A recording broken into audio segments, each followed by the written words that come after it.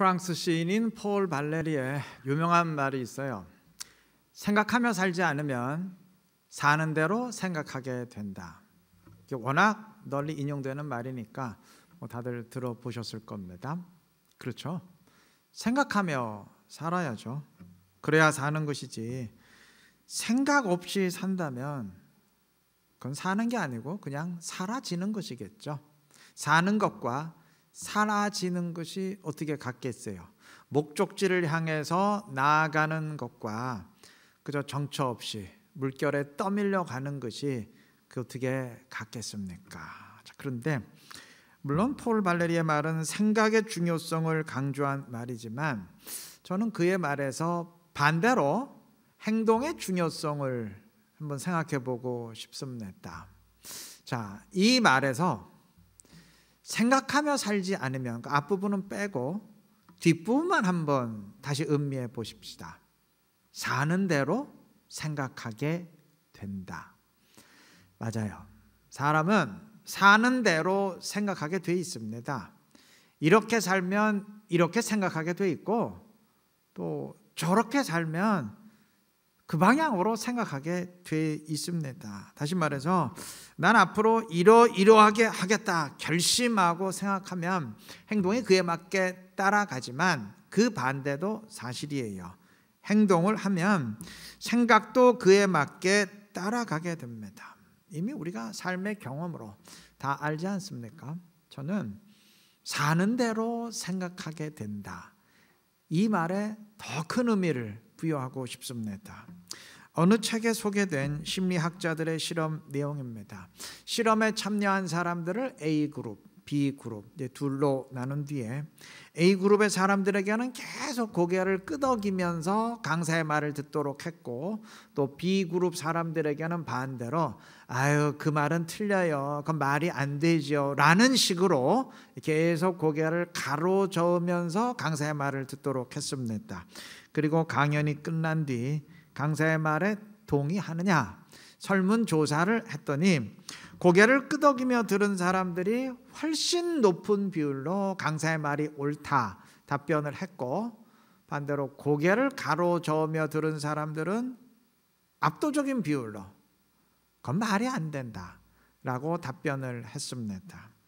자, 실험 참여자들이 고개를 끄덕이거나 가로저은 것은 그건 결코 마음에서 우러나온 행동이 아니에요. 그저 사전 각본에 의한 인위적인 행동일 뿐입니다. 그냥 아무 의미 없이 하라니까 한 행동에 불과해요. 그런데도 그러한 인위적인 행동, 의미 없는 행동이 마음에 직접적인 영향을 미쳐서 고개를 끄덕인 사람은 정말 그 말이 옳다고 생각하게 되고, 고개를 가로저은 사람은 그건 말이 안 된다 라고 생각하게 됐습니다. 대상을 바꾸어서 실험을 해도 역시 동일한 결과가 계속 도출됐어요. 중요한 원리입니다. 우리는 생각이 행동을 끌고 간다 라고만 여기는데 행동도 생각을 끌고 갑니다. 아니, 생각이 행동을 끌고 가는 힘보다 행동이 마음과 생각을 끌고 가는 힘이 훨씬 더 강력합니다. 청소년들의 봉사활동 장려하기 위한 봉사활동 점수라는 거 있죠. 제가 학교 다닐 때 이런 거 없었어요. 근데 요즘 뭐 있는 것 같더라고요. 어떤 사람은 그 비난할 수 있어요. 야, 마음에서 우러나와서 봉사를 해야 그게 진짜지, 그거 점수 달라고 하는 건데 그게 무슨 의미가 있냐 하실 수 있지만 그렇지 않아요. 그 점수 달라고 하는 행동도 계속 하다 보면 정말 봉사의 마음 생겨요. 마음이 행동을 따라가기 때문입니다. 자, 이 원리는 믿음과 행동의 관계에도 그대로 적용이 됩니다. 물론 믿음이 있으면 행동이 나옵니다. 행동이 믿음을 따라가요. 하지만 그 반대도 사실입니다. 행동하면 믿음이 따라갑니다.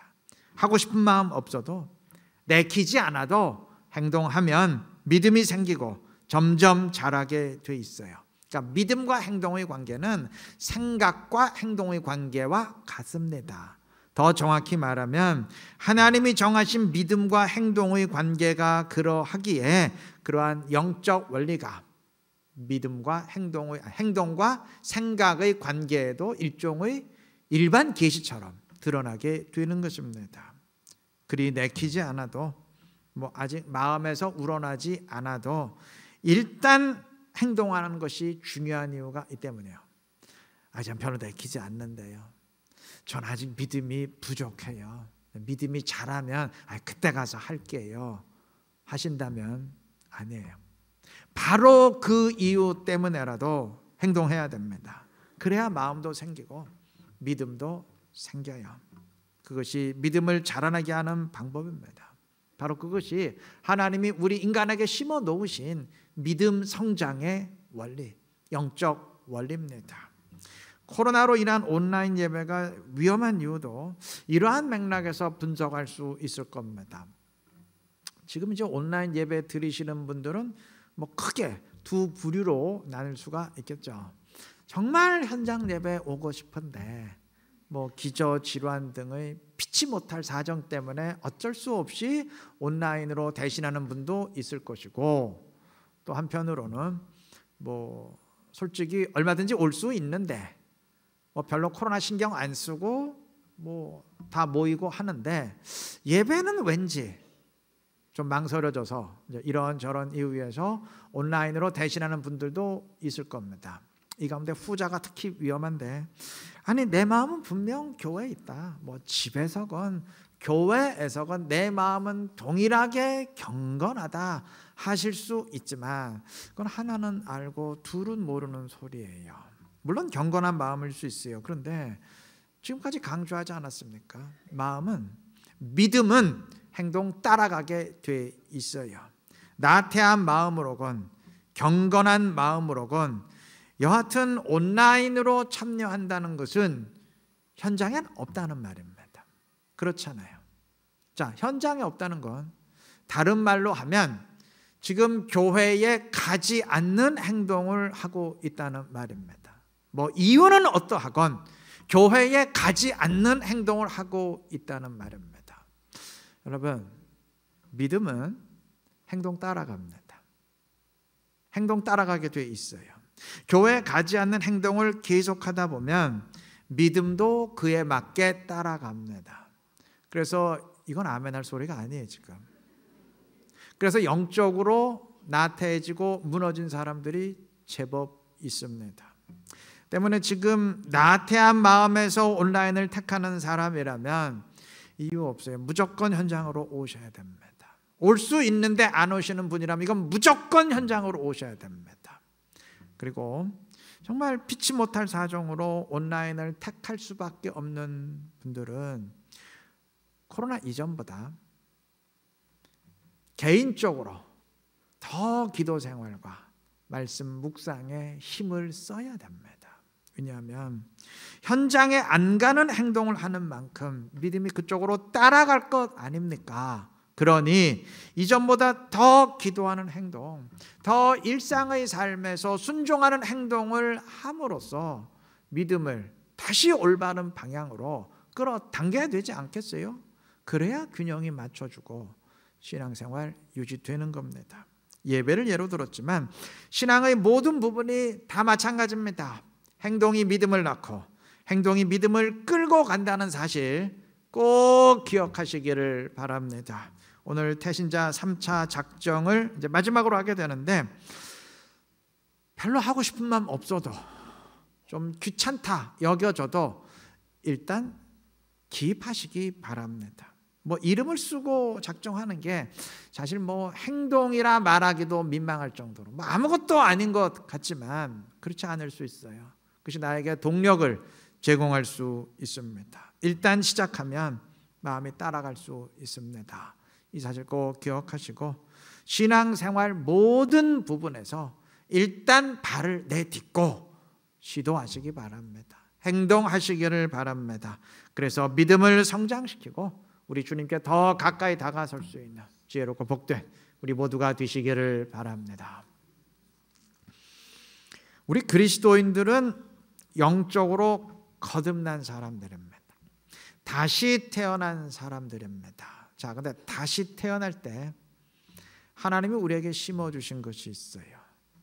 하나님은 거듭난 우리에게 믿음을 주셨습니다.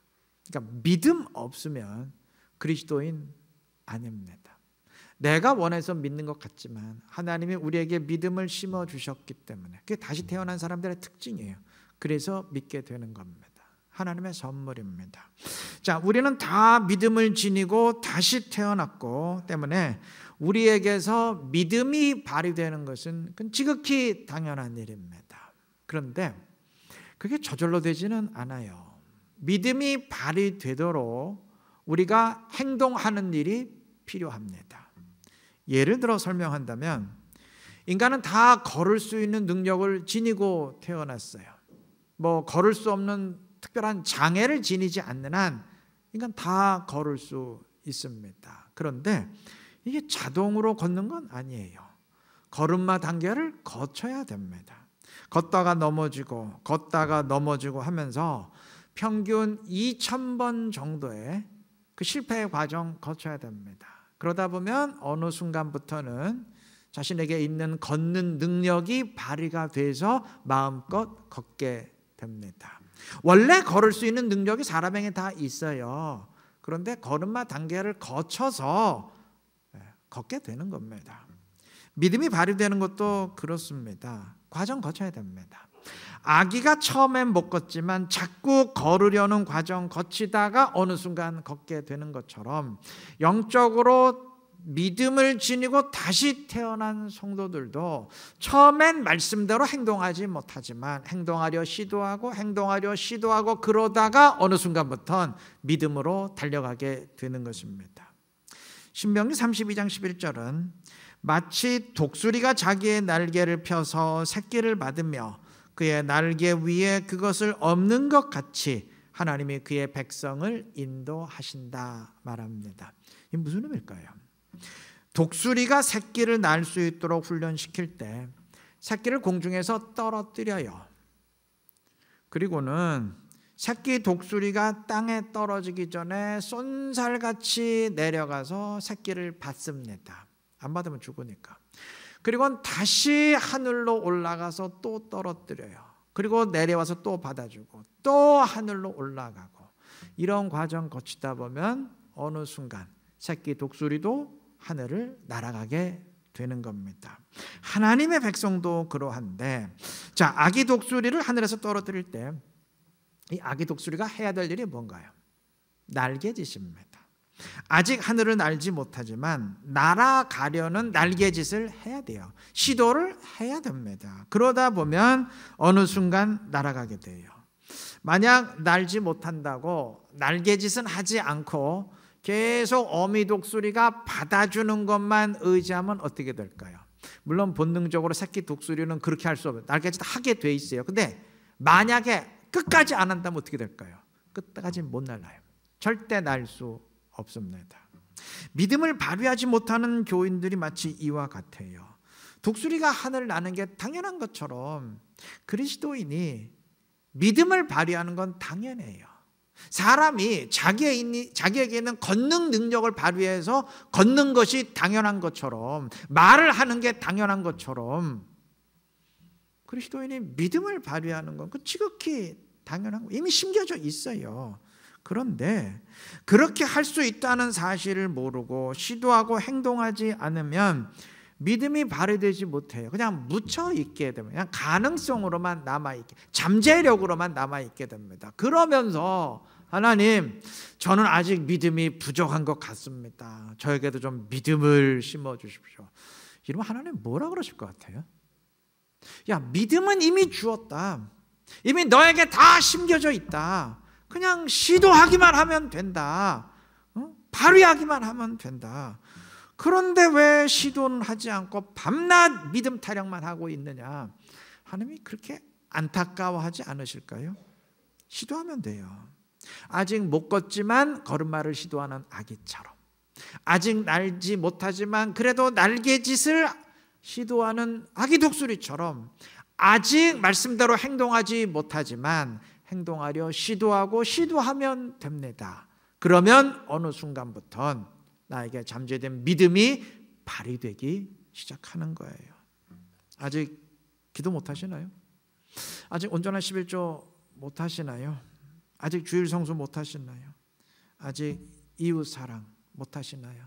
내 것을 나누는 거 하기 너무 힘드신가요? 시도하시면 됩니다. 멈추지만 말고 시도하면 돼요. 그러면 어느 순간 그 정도는 자유롭게 할 수 있게 됩니다. 그렇게 할 수 있는 믿음이 생겨나게 됩니다. 더 정확히 말하면 믿음이 생겨나는 게 아니고 이제 있던 믿음이 드디어 발휘되기 시작합니다. 교회가 성도들의 전도를 돕기 위해서 셀 행복 축제를 기획했습니다. 아직 전도 못 하시나요? 이거 뭐 해본 적도 없고 이거 괜히 시도하다가 그 사람과의 관계를 깰까 봐 두려우신 거예요. 그래서 셀 행복 축제 기획했어요. 그냥 밑도 끝도 없이 길거리 나가서 예수 믿으세요.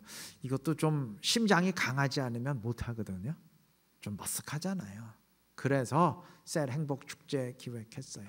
원하던 열매가 맺히건 안 맺히건 그 사람에게 교회와 신앙에 대한 좋은 이미지를 줄 수 있도록 기획을 했습니다. 그러니 일단 시도하십시오. 계속 시도하십시오. 그러다 보면 복음을 전할 수 있는 사람으로, 자유롭게 전할 수 있는 믿음의 사람으로 변화됩니다. 이미 하나님의 그러한 능력을 우리에게 심어 놓으셨기 때문입니다. 이 사실 기억하시고 시도하시기를 바랍니다.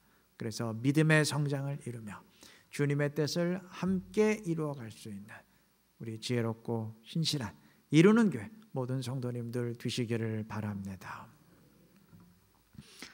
오늘 로마서 1장의 한 부분을 읽었는데 바울 사도는 5절에서 지금까지의 자신의 사역 목적을 모든 이방인 중에서 믿어 순종하게 하는 것이라 말합니다. 그는 모든 이방이라고 말했는데 이 말 절대 농담 아니에요. 과장 아닙니다. 바울 사도는 정말 모든 민족을 가슴에 품고 선교 활동에 힘썼던 사람입니다. 15장 28절의 증언에 따르면 그는 로마를 방문한 뒤 이어서 서바나, 즉 지금의 스페인까지 가서 복음을 전하려는 계획을 세웠습니다. 당시 서바나는 서쪽 세계의 끝이라 여겨지던 곳입니다. 즉 바울은 당시 세계의 수도였던 로마를 방문한 뒤에 이어서 당시 기준으론 정말 세상 끝까지 가서 복음을 전하려는 열망으로 가득했던 사람입니다. 정말 이 사람의 마음은 이 복음의 열정으로 가득했어요. 자, 그런데 여기서 한 가지 제가 말씀드리고 싶은 게 있어요. 바울 하면 복음요. 복음 그럼 바울이잖아요. 바울 그러면 뭐 복음 전도, 바울 하면 전도, 전도하면 바울 아닙니까? 그런데 이러한 바울도 여러분 처음부터 전도하고 싶어서 했을 것 같아요? 처음부터 이방 선교 하고 싶어서 했을 것 같습니까? 아니에요. 천만의 말씀. 그건 상식적으로 생각해도 절대 그렇게 될 수가 없어요. 바울은 빌립보서 3장 5절에서 주님을 만나기 전에 자신이 어떤 사람이었는지 소개하면서 히브리인 중에 히브리인이고 율법으로는 바리새인이었다고 말합니다. 여러분, 당시 일반 유대인만 되어도 이방인들을 개처럼 경멸하고 상대하지 않으려 했다는 건 우리가 다 아는 사실이에요. 하물며 바울은 유대인 중에 유대인이었고 그 가운데서도 당시 죄인들과 이방인들에 대한 경멸의식, 분리의식이 가장 강렬했던 바리새인 가운데 한 사람이었어요. 이런 사람이 하루아침에 갑자기 삶의 태도를 정반대로 바꿔서 이방인을 위한 사역을 하고 싶었을까요? 천만에요. 절대 하고 싶지 않았을 거예요. 정말 죽기보다 싫었을 거예요. 근데 바울이 어떻게 했습니까? 갈라디아서 1장 16절 17절의 증언처럼 바울은 다메섹으로 가던 길에서 예수님을 만났고 이방 선교의 명령을 받았습니다. 그는 즉각 아라비아로 갔는데 그가 갔다고 밝히는 아라비아는 흔히 오해하듯이 아라비아 사막이 아니고 그 당시 번화했던 나바티안 왕국, 즉 오늘날의 요르단 지역이에요. 당시에는 그 지역을 아라비아라고 불렀습니다. 그러니까 다시 말하면 바울은 다메섹 도상에서 주님을 만난 뒤에 아니 하나님이 바리새인인 나에게 이방인을 위한 사역을 명하시는데 이게 도대체 지금 말이 되는 얘기냐? 이걸 내가 지금 어떻게 받아들여야 되나 고민하며 마음의 갈등을 다스리기 위해서 아무도 없는 조용한 사막에 가서 묵상을 하다가 겨우 마음이 진정되었을 때, 드디어 마음의 갈등을 좀 가라앉히게 되었을 때, 그때 비로소 이방 선교 시작한 게 아니고 마음의 갈등이 있는 그 상태에서 즉각 번화했던 도시로 들어가서 선교 활동 시작했다는 말입니다. 여러분, 지금까지 바리새인이었던 사람이 갑자기 이방을 위해서 일한다는 건 이건 말이 안 되는 일이에요. 정말 황당한 일입니다. 그러나 그는 일단 행동했어요. 싫든 좋든 주님이 말씀하시니까 일단 행동했습니다. 그랬더니 어떻게 되었느냐? 그 결과가 로마서 1장의 내용입니다. 로마서 1장은 이방 선교에 대한 그의 열정, 로마에까지 가서 복음을 전하려는 그의 열망으로 가득합니다. 10절, 어떻게 하든지 너희에게로 나아갈 좋은 길 없기를 구하노라. 11절, 내가 너희 보기를 간절히 원하는 것은, 15절, 나는 할 수 있는 대로 로마에 있는 너희에게도 복음 전하기를 원하노라. 하여간 로마에 가서 복음을 전하지 않으면 정말 미쳐버릴 것만 같은 열망이 좀 고스란히 드러나지 않습니까? 처음부터 이랬던 거 아니에요. 처음엔 정반대였어요. 정말 이방 가기 싫었어요. 그럼에도 그는 일단 행동했습니다. 그랬더니 나중엔 이방 선교의 열망으로 가득한 사람, 정말 이방 선교에 완전히 미친 사람으로 변했어요. 그의 마음이, 그의 믿음이 행동을 따라갔기 때문입니다. 우리 모두 마찬가지입니다. 여러분, 복음 전하는 거 그거 처음부터 하고 싶어서 하는 거 아니에요. 뭐 태어날부터 열정이 넘쳐서 그거 하는 거 아닙니다. 처음엔 다 마찬가지일 수 있어요. 그러나 일단 시도하고 지속하면 열정이 생깁니다.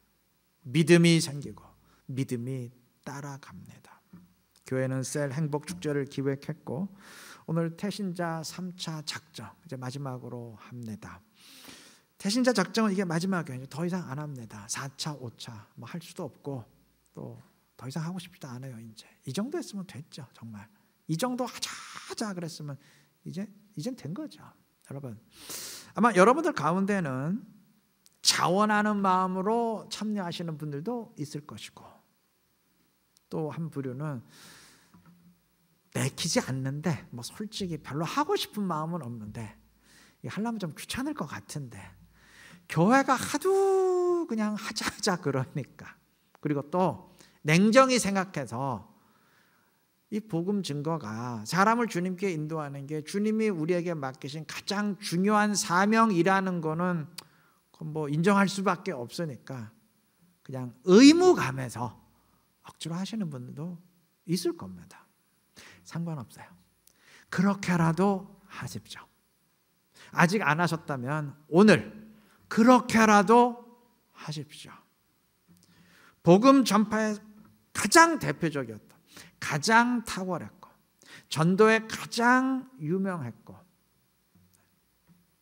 헌신적이었던 바울도 그렇게 시작했습니다. 하고 싶어서 한 거 아니에요. 정말 하기 싫었는데 일단 행동했어요. 여러분, 바울이 하기 싫었던 것과 내가 귀찮아하는 거는 그건 차원이 달라요. 우리는 조금 귀찮아하는 정도지 나 정말 죽으면 죽었지 이건 못하겠다 이건 아니잖아요. 나에게 전도를 명하느니 차라리 나를 죽으라 그러세요. 뭐 그런 사람은 없을 거 아니에요. 근데 바울은 정말 그랬어요. 여러분, 요나 선지자가 왜 하나님 말씀 어기고 다시스로 도망쳤을 것 같습니까? 나보고 이방에 가서 복음 전하라고요? 차라리 날 죽으라 그러세요. 날 죽이세요. 그러고 갔던 겁니다. 정말 죽기보다 싫었어요. 유대인이 아니란 이거 이해 못합니다. 유대인들은 그랬어요. 정말 죽기보다 싫었어요. 바울도 그랬을 겁니다. 바리새인 중에 바리새인이었었는데, 유대인 중에 유대인이었는데 하기 싫었지만 주님이 하라니까 그냥 일단 행동을 했어요. 그랬더니 그 누구보다 이방 선교에 탁월한 사람, 정말 이방 선교에 완전히 미친 사람으로 변화된 것입니다. 우리도 시작하면 돼요. 하기 싫어도. 우린 그저 귀찮은 정도잖아요. 일단 행동하시면 됩니다. 그러면 어느 순간부터 믿음이 발휘돼요. 하나님이 내 안에 심어놓으신 믿음이 역사하기 시작할 것입니다. 체험하기 시작할 것입니다. 이 사실 꼭 기억하시고 함께 동참하시기를 바랍니다. 이것뿐만 아니고 신앙생활의 다른 모든 부분들도 행동하면 믿음이 따라온다. 기억하시고 일단 발을 내디디시기를 바랍니다. 그래서 내게 주신 믿음을 발휘하며 주님과 함께 그의 뜻을 이루어갈 수 있는 지혜롭고 복된 우리 이루는 게 모든 성도님들 되시기를 그리스도의 이름으로 축원합니다.